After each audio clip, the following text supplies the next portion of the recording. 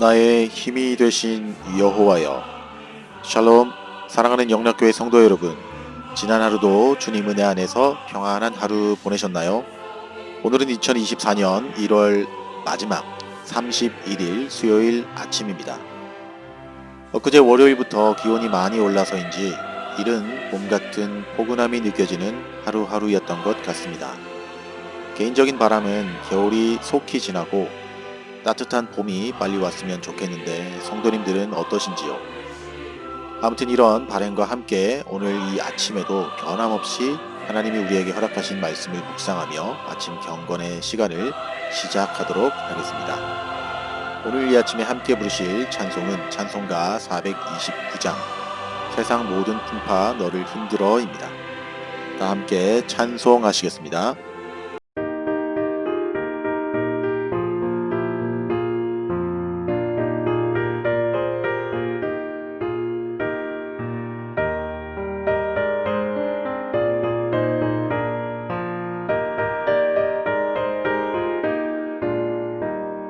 세상 모든 풍파 너를 흔들어 약한 마음 낙심하게 될 때에 내려주신 주의 복을 세어라. 주의 크신 복을 내가 알리라. 받은 속을 세어봐라. 그 주신 복을 내가 알리라. 받은 복을 세어보아라. 주의 크신 복을 내가 알리라. 세상 근심 걱정 너를 누르고 십자가를 등에 지고 나갈 때 주가 내게 주신 복을 세어라. 두려움 없이 항상 찬송하리라. 받은 속을 세어보아라. 그 주신 복을 내가 알리라. 받은 복을 모두 세어보아라. 주의 크신 복을 내가 알리라.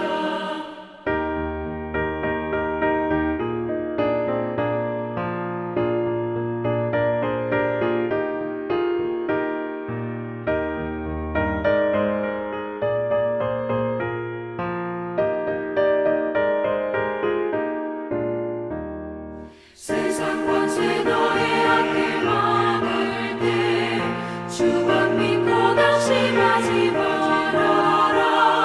천사들이 너를 보호하리니 염려 없이 한만 보고 나가라. 받은 속을 세어보아라. 그 주신 복을 내가 알리라. 받은 복을 모두 세어보아라. 주의 크신 복을 내가 알리라.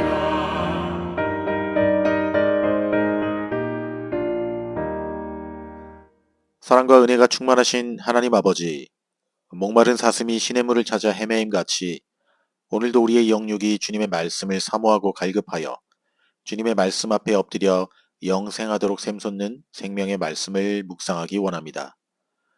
오늘도 주시는 말씀을 통하여 우리 영육의 갈급함이 해갈되고 영생토록 샘솟는 깨달음의 기쁨을 발견토록 인도하여 주시옵소서. 그리하여 세상의 지혜와 방법으로 우리의 인생을 살아가는 것이 아니라 하나님께서 주시는 참 지혜와 성령의 인도하심 속에서 말씀이 이끄시는 대로 순종하며 따라 살 수 있도록 허락하여 주시옵소서. 귀하신 예수님의 이름으로 기도드립니다. 아멘. 오늘 우리에게 주신 묵상 본문을 함께 봉독하겠습니다. 오늘 본문은 신명기 16장 1절로 17절 말씀입니다. 함께 봉독하겠습니다. 아비벌을 지켜 내 하나님 여호와께 유월절을 행하라. 이는 아비벌에 내 하나님 여호와께서 밤에 너를 애굽에서 인도하여 내셨음이라. 여호와께서 자기의 이름을 두시려고 택하신 곳에서 소와 양으로 내 하나님 여호와께 유월절 제사를 드리되 유교병을 그것과 함께 먹지 말고 이래 동안은 무교병 곧 고난의 떡을 그것과 함께 먹으라. 이는 내가 애굽 땅에서 급히 나왔음이니 이같이 행하여 내 평생에 항상 내가 애굽 땅에서 나온 날을 기억할 것이니라. 그 이래 동안에는 내 모든 지경 가운데에 누룩이 보이지 않게 할 것이요. 또 네가 첫날 해 질 때에 제사 드린 고기를 밤을 지내 아침까지 두지 말 것이며 유월절 제사를 내 하나님 여호와께서 내게 주신 각 성에서 드리지 말고 6절 오직 내 하나님 여호와께서 자기의 이름을 두시려고 택하신 곳에서 내가 애굽에서 나오던 시각 곧 초저녁 해질 때에 유월절 제물을 드리고 내 하나님 여호와께서 택하신 곳에서 그 고기를 구워 먹고 아침에 내 장막으로 돌아갈 것이니라. 너는 엿새 동안은 무교병을 먹고 일곱째 날에 내 하나님 여호와 앞에 성회로 모이고 일하지 말지니라. 일곱 주를 셀지니 곡식의 낫을 대는 첫날부터 일곱 주를 세어 내 하나님 여호와 앞에 칠칠절을 지키되 내 하나님 여호와께서 내게 복을 주신 대로 내 힘을 헤아려 자원하는 예물을 드리고 11절 너와 내 자녀와 노비와 내 성중에 있는 레위인과 및 너희 중에 있는 것 객과 고아와 가부가 함께 내 하나님 여호와께서 자기의 이름을 두시려고 택하신 곳에서 내 하나님 여호와 앞에서 즐거워할지니라. 너는 애굽에서 종되었던 것을 기억하고 이 규례를 지켜 행할지니라.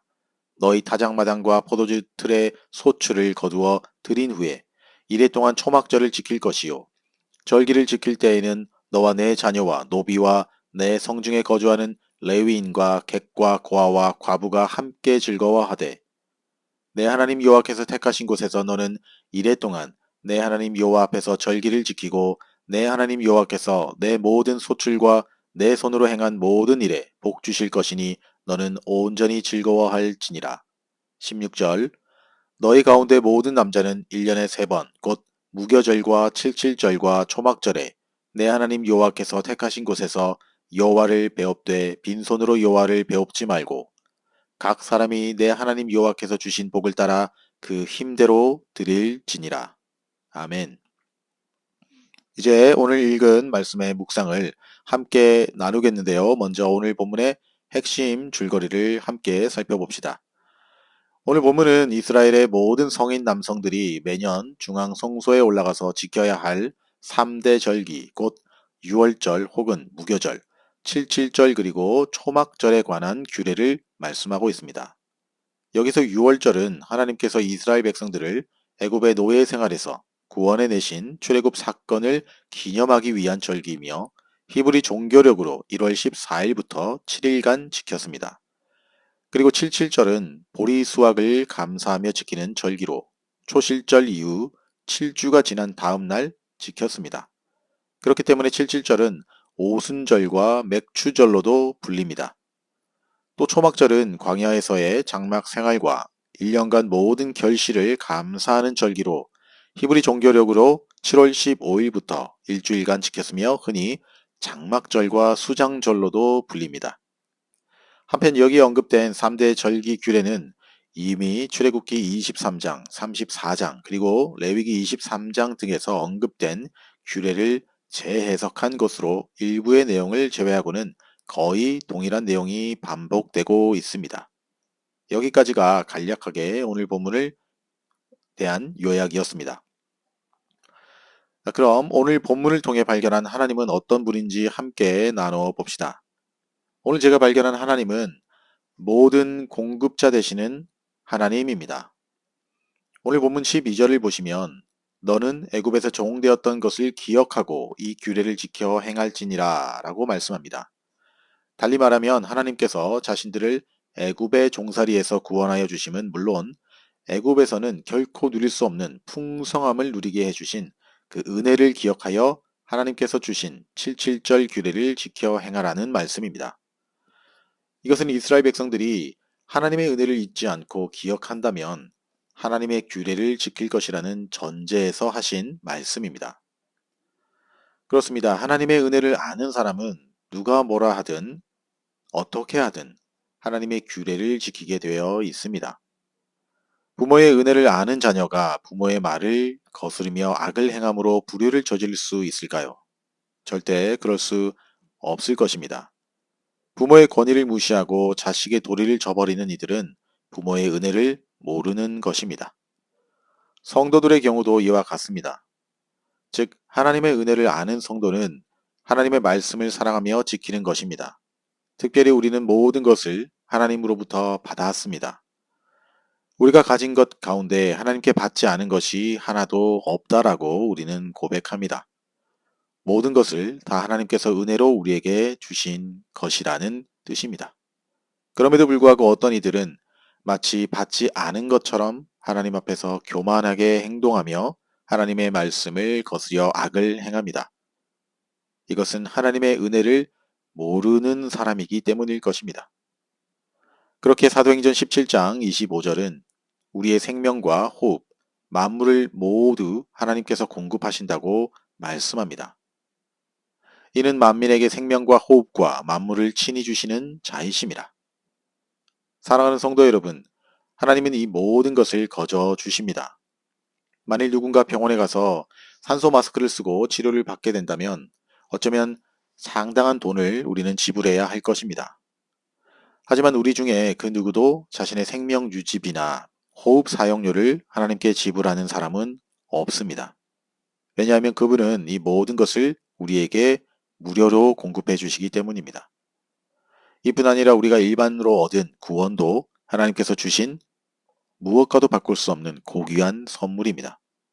우리 모두는 하나님의 은혜로 값없이 의롭다 하심을 받았습니다.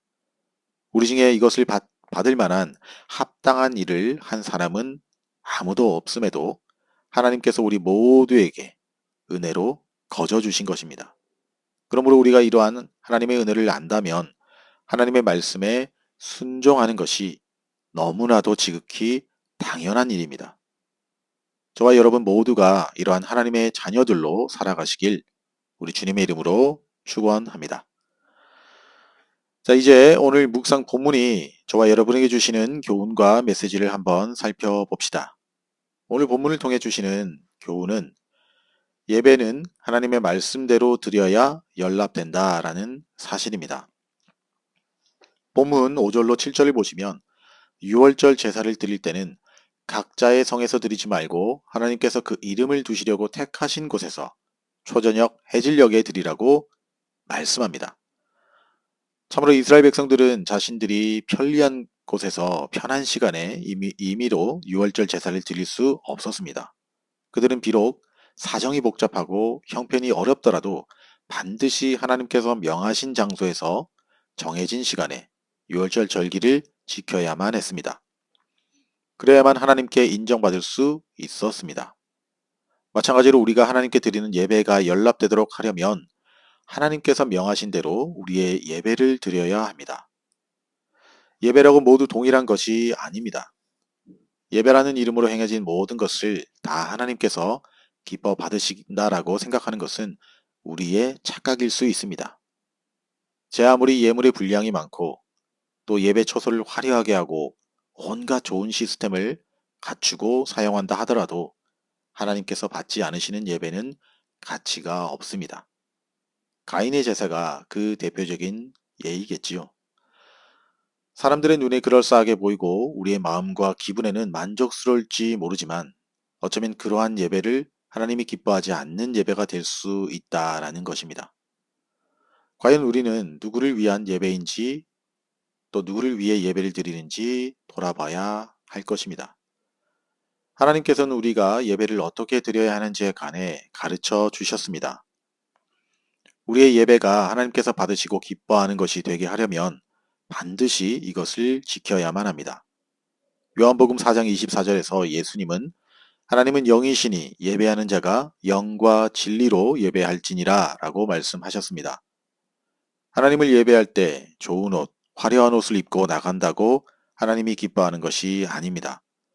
구약시대처럼 어느 특정한 장소에서만 예배드려야 하나님이 받으시는 것도 또한 아닙니다. 하나님의 관심은 예배드리는 장소의 문제가 아니라 또 헌금의 많고 적음이 아니며 예배 시간을 많이 가지는 것 또한 아닙니다. 예식이나 예법의 준행도 아닙니다. 이런 것들은 부차적인 것들입니다. 하나님은 오직 영과 진리, 즉 성령 안에서 하나님의 말씀으로 내 마음과 전 인격을 다해서 하나님 앞에 예배로 나아가고 그분만 예배 드리는 자를 하나님은 기뻐하신다라는 것입니다. 이렇게 드리는 예배를 하나님께서 기뻐 연락하시는 것입니다. 이렇듯 누구든지 하나님의 뜻을 외면하고 임의로 행한다면 누구도 하나님 앞에 칭찬받지 못합니다. 그러므로 사랑하는 영락교회 성도 여러분, 우리는 반드시 영과 진리로 하나님께 내 마음을 다 쏟아부어 예배를 그렇게 보는 관객이 아닌 하나님께 드림으로 하나님이 기뻐 받으시는 참된 예배가 되도록 해야 할 것입니다. 바로 이 시대에 하나님이 찾으시는 교회는 이렇게 예배 드리기를 끊임없이 갈구하고 몸부림치는 교회가 아니겠습니까? 기도하겠습니다. 오늘도 우리에게 말씀하시는 주님, 오늘 이 아침에도 주신 귀한 말씀을 통해 깨닫는 마음을 허락해 주신 것을 감사드립니다. 이 말씀을 우리 마음판에 새겨 그 말씀대로 순종하며 살아가는 저희들의 삶이 되도록 인도하여 주시옵소서.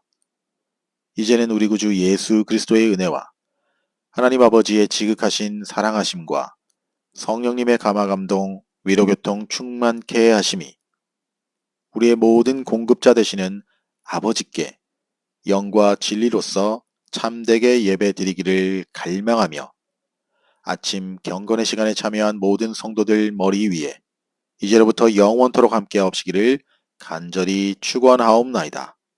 아멘. 오늘도 몇 가지 기도 제목을 나누며 함께 마음으로 다해서 기도하길 원합니다. 첫 번째 기도의 제목은 오늘도 각자가 묵상한 말씀을 생각하시면서 기도합시다. 특별히 하나님께서 과연 내가 드리는 예배를 어떻게 생각하실지 돌아보며 생각해 봅시다. 나는 과연 하나님께 영과 진리로 내 마음을 다 쏟아가며 예배 드렸는지, 만일 그렇지 못했다면 이 시간 회개와 함께 올 한 해는 다시금 진정한 예배자의 모습으로 회복하게 해달라고 간절히 기도합시다. 둘째로 우리 영락교회와 성도님들을 위해서 기도합시다. 2024년 교회 표처럼 내 삶이 하나님의 화평을 흘려보내는 통로의 역할을 감당하는 삶 살게 하시고 우리 영락교회가 올 한 해 영적으로 부흥할 뿐만 아니라 새로운 영적 가족들 또 필요한 사람 하나님의 사람들을 보내주셔서 영육이 함께 건강하게 성장 부흥할 수 있는 그런 한 해가 되게 해달라고 기도합시다. 셋째로 사랑하는 나의 가족을 위해 고국에 계신 부모 형제를 위해 더불어 올 한 해 한 영혼이라도 우리의 가슴에 품고 복음을 전하여서 구령의 열매를 맺을 수 있도록 이를 위해서 우리 모두 찬양이 연주되는 동안 간절한 믿음과 소망의 마음을 담아 함께 기도하시겠습니다.